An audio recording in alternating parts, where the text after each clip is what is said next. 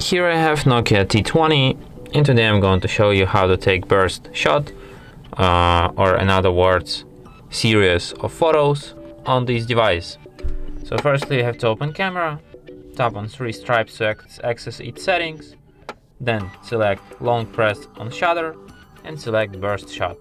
And now when you long press on the shutter button, you will take a lot of shots, like the burst shot, like this. And now let's see, in gallery there's a lot of shots here. This burst shot, as you can see. So yeah, and that's it. Thanks for watching. If you find this tutorial useful, don't forget to hit that like button and subscribe to our channel.